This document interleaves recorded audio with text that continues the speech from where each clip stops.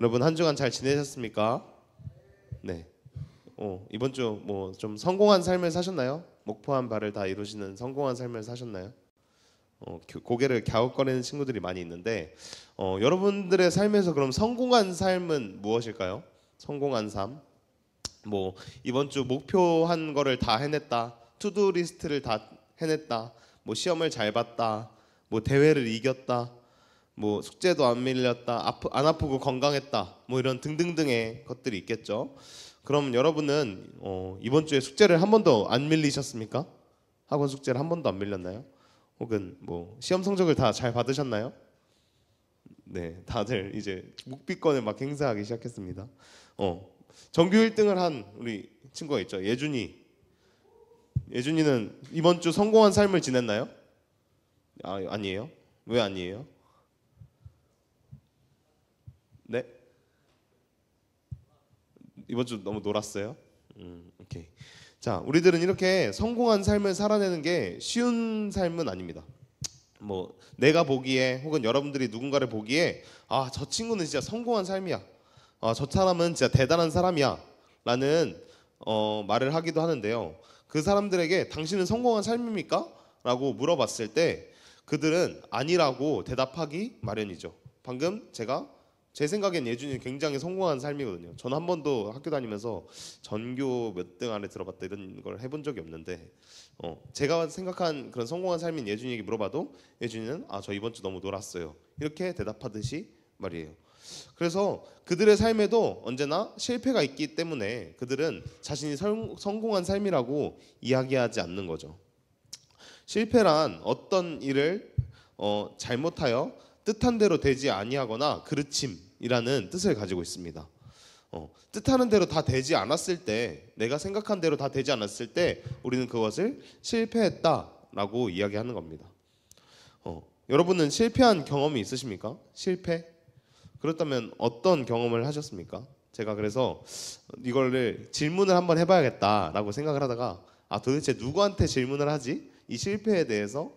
근데 뭔가 아이들보다는 우리 선생님들 중에 좀 더 이제 아이들보다는 오래 이제 인생을 경험하셨던 선생님들 중에 여쭤봐야겠다 싶어서 문원석 부장 집사님 혹시 실패에 대해서 어떤 경험이 있으신지 한번 여쭤보고 싶어가지고 마이크가 근처에 있을까요? 은성 쌤? 네, 마이크가 있다면 한번 전해주시면 좋을 것 같습니다. 네, 굉장히 당황스러우실 거예요. 제가 언지를 한 번도 드린 적이 없거든요. 그래서 뭐 길지 않아도 됩니다. 짧게라도 실패에 대한 경험이 있으시다면. 네. 운전면허 시험도 떨어져 봤고요. 네. 또 뭐 뜻한 대로 안 되는 거는 많죠. 오늘 아침에도 저는 실패를 경험했습니다. 어떤 실패를 경험하셨나요? 예배 대표기도 하는 사람들을 제가 선정을 하고 네. 주중에 안내를 해줘야 되는데 이번 주 중에 제가 깜빡하고 안내를 하지 않는 바람에 오늘 아침에 이제 그걸 알았고, 그래서 다른 선생님께 기도 준비를 대신 해달라고 부탁을 했다가 또 은겸이가 또 빠르게 준비를 해줘서 네. 이렇게 잘 마무리가 됐습니다. 네, 감사합니다. 네, 당황스러우셨을 텐데. 네, 감사합니다. 네. 자, 우리는 이렇게 뜻하는 대로 되지 않고 실패를 경험한 적이 너무나도 많습니다. 우리가 인생을 살면서 작은 것에도 실패를 많이 하고 큰 나의 계획에도 실패를 하기도 하고 그렇죠. 우리는 어떤 일을 기대하거나 혹은 목표를 잡고 그것을 위해 기다리고 혹은 노력을 합니다. 그리고 결과를 맞이하죠. 그런데 그 결과는 항상 어떻습니까? 내가 노력한 그 결과에 비해, 내가 기대한 그 결과에 비해 좋지 않을 때 우리는 실망하고 실패를 경험합니다. 내가 결단했던 그것을 이루려고 노력하지만 유혹에 걸려 미루고 혹은 그런 실패를 경험하게 되는 것이죠. 이번 주 저도 제 실패에 대한 경험담을 살짝 이야기해보자면 여러분 최근에 떴던 릴스 중에 이런 노래 가사가 있습니다. PPT 혹시 한번 띄워주실래요? 여러분 이 노래 가사 아세요? 시작이 제일 두려워 미루니, 이거 아시죠? 네, 그래서 이 가사 중에 내일의 나에게 일단 미루지 그러다가 돼버렸지 미루니라는 저 가사가, 저 밑에 두 줄의 가사가 완전 제 이야기인 것 같은 거예요. 그래서 이 미룬이가 저더라고요. 제가 웃으면서 릴스를 보다가 이 가사가 그냥 난데 싶은 이야기였습니다. 과제도 미루고 결단도 미루고 그러다 맞이하는 실패들을 그런 게 저의 인생이었던 것 같습니다. 규나 선생님이 저를 부를 때 무슨 도사 이렇게 붙여서 막 부르는 경우가 많아요. 아까도 뭐였죠? 뭐 설교도사 화이팅 이랬나요? 네 그렇게 얘기했는데 이런 제가 이 미룬이 도사더라고요. 미룬이 도사. 그래서 이 미룬이 도사는 이번 학기를 시작하면서 올해 한 9월쯤에 이제 저는 학기를 시작했는데 9월쯤에 학기를 시작하면서 나는 이제 이 미룬이의 삶을 살지 않을 테야. 나는 더 이상 미루지 않겠어라고 마음을 먹었습니다. 그래서 게으른 삶을 벗어 던지고 열심히 살아야겠다고 했는데 저는 저를 너무 잘 알았어요. 또 이 다짐마저 미룰 것이라는 것을. 그래서 저는 방법을 하나 찾았습니다. 학교에 이렇게 지나다니다 보면은 저희 학교는 벽에 포스터들이 막 붙어 있어요. 근데 이게 무슨 포스터냐? 다 대회, 무슨 대회 뭐 이런 것들이 있었단 말이에요. 그래서 일단 신청해 버리자. 그래서 아무 생각 없이 준비도 하나도 하지 않고 일단 신청했습니다. 그래서 다 신청을 해놓고 한 3개 정도 신청을 했던 것 같아요. 신청을 하고 나니까 신청을 하고 근데 또 잊고 살았어요. 아무 생각 없이 너 미룬이의 삶을 살다가 점점 이 다가오는 마감의 날이 있잖아요. 뭐 원고를 제출해 주세요. 뭐 이런 것들이 있는데 제가 어느새 문자를 보니까 다음 주인 거예요. 다음 주까지인데 아무것도 안 했어. 그래서 불이 나게 더 열심히 이번 달을 살아냈었습니다. 10월 달을 한창 그렇게 열심히 살아냈던 것 같아요. 목줄이 채워진 그런 미룬이는 열심히 10월 달을 살아냈는데 남들도 그래서 저를 더 이상 좀 미룬이로 보지 않더라고요. 저를 저 사람 진짜 갓생사라. 저 사람 저 형 진짜 열심히 사는 것 같아 라고 저를 바라보더라고요. 그래서 제 스스로도 좀 나 좀 이번 달 열심히 살았다 이렇게 생각했던 한 달이었던 것 같습니다. 그래서 이번 주가 왜 실패의 날이냐? 그 결과들이 막 속속들이 발표되는 게 딱 이번 주였거든요. 다 이번 주에 발표됐어요. 그래서 결과가 어땠을까요? 네, 여러분들이 이미 말했다시피 제가 얘기했다시피 다 실패했습니다. 입상은 다행히 할 수 있었어요. 입상은 다행히 할 수 있었지만 상을 탄 사람들 중에 다 맨 꼴찌인 3등, 뭐 공모 선정 안 됨, 뭐 이런 결과들을 저는 마주해야 했습니다. 사람들은 다 잘했다, 와 대단하다, 뭐 어떻게 벌써부터 이런 대회를 나가서 했냐라고 이야기를 하지만 제 스스로는 교만한 마음이 있었나 봐요. 내가 쟤보단 낫지, 저 사람보단 내가 더 잘했을 거야, 뭐 이런 생각도 가지고 혹은 내 스스로의 제 노력을 너무 귀하게 여겼던 것 같아요.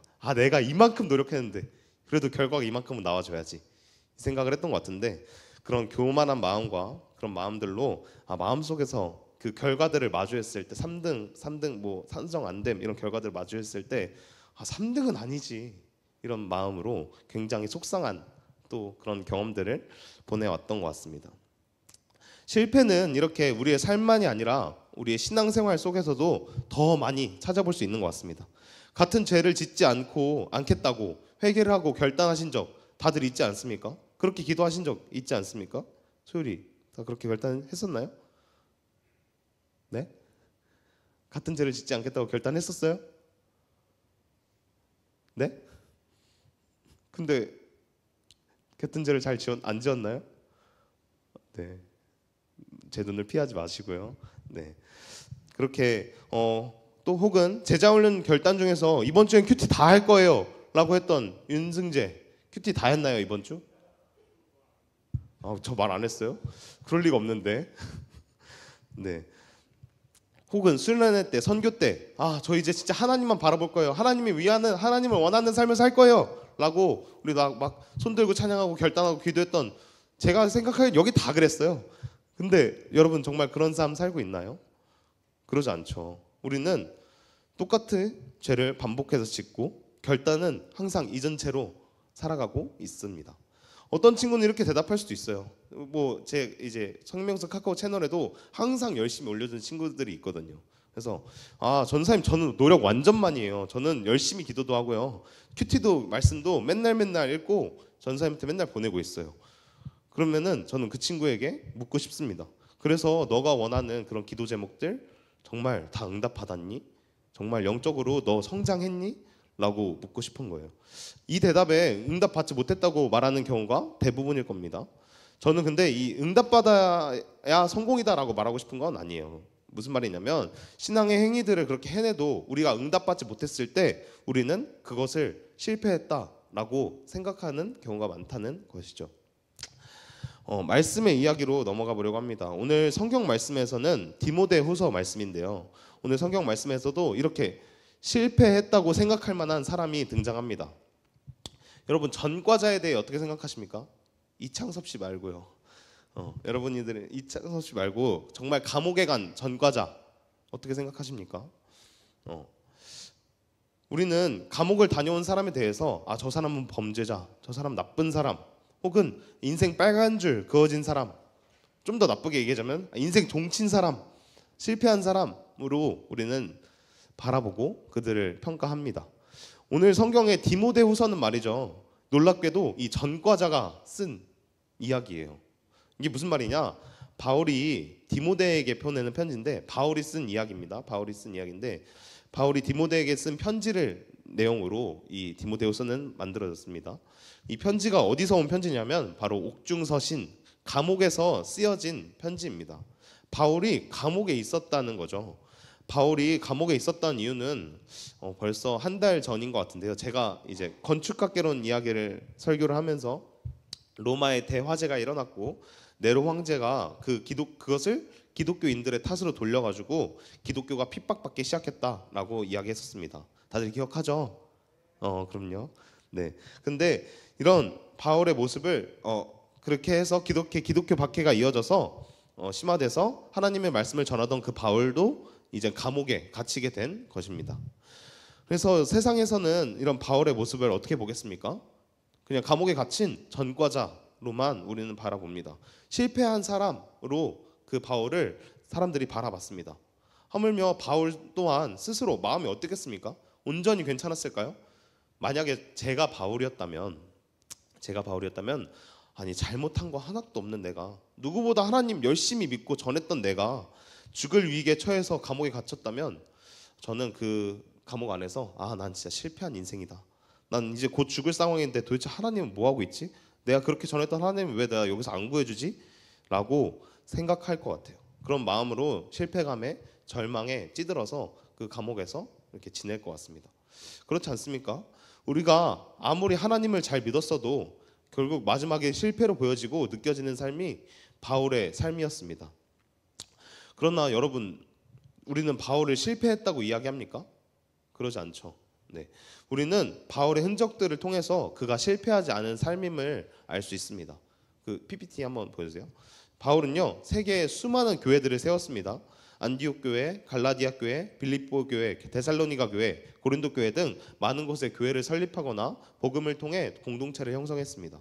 그리고 원래는 유대인, 그러니까 이스라엘 민족만 선택받은 종교라는 인식이 강했던 그런 기독교를 바울이 이방인이었거든요. 바울은 다른 나라 사람이었는데 그 사람이 하나님을 전하고 다니면서 세계의 모든 사람이 믿을 수 있는 종교로 기독교를 인식시켰습니다. 그렇게 많은 사역들을 해내면서 우리가 읽는 이 성경의 신약 성경에 13권을 쓴 저자로 남아 있습니다. 그리고 오늘 디모데에게 썼다고 했잖아요. 이 디모데후서. 그래서 디모데 외에도 디도, 누가, 실라 등 훌륭한 동역자와 제자들을 많이 양육해냈습니다. 그리고 무엇보다 하나님이 그를 인정했습니다. 사도행전 9장 15절의 말씀입니다. 함께 읽으면 좋겠습니다. 시작. 가라, 이 사람은 내 이름을 이방인과 임금들과 이스라엘 자손들에게 전하기 위하여 택한 나의 그릇이라. 아멘. 네, 하나님은 그를 인정하셨습니다. 그를 실패한 인생으로 보지 않고 하나님이 그를 선택했다라고 이 사도행전에 나와 있는 것이죠. 세상의 많은 사람들은 바울을 놀렸을 것입니다. 너가 그렇게 자랑하던 하나님은 뭐 하시길래 넌 지금 거기 갇혀 있어? 얼른 너 하나님한테 꺼내달라고 해봐. 하나님이 너 포기하신 거 아니야? 이렇게 이야기한 거죠. 근데 바울은 알고 있었습니다. 하나님은 자신을 포기하시지 않으셨다는 그 하나님을 믿었습니다. 그래서 바울은 이야기합니다. 차영팀 준비해 주세요. 바울은 이야기합니다. 함께 읽습니다. 본문 7절과 8절 말씀입니다. 시작. 나는 선한 싸움을 싸우고 나의 달려갈 길을 마치고 믿음을 지켰으니 이제 후로는 나를 위하여 의의 면류관이 예비되었으므로 주 곧 의로우신 재판장이 그날에 내게 주실 것이며 내게만 아니라 주의 나타나심을 사모하는 모든 자에게 도니라. 네, 라고 나와 있는데요. 네, PPT. 네. 이 말씀의 내용이 오늘 본문 7절과 8절 말씀에 내용이 담겨 있습니다. 주께 포기란 없네라는 찬양을 함께 같이 부르고 찬양하면 좋겠는데요. 찬양팀 나와주세요.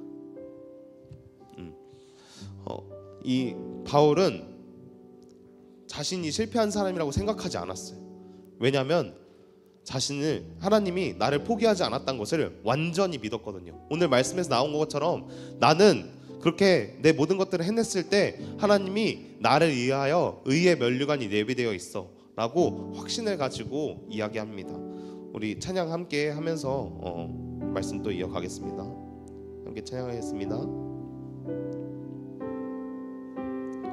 소망이 보이지 않아도 깊은 절망 속에도 빛은 꺼지지 않았네. 누구도 기대치 않았던 낮은 이 땅 가운데서 그 나라 시작되었네. 그 나라 오늘 이곳에 그 나라 오늘 이곳에 우리 살아가는 곳에 먼 곳에 있지 않네. 주가 일하시는 곳에 여전히 소망이 있네. 주께 포기란 없네.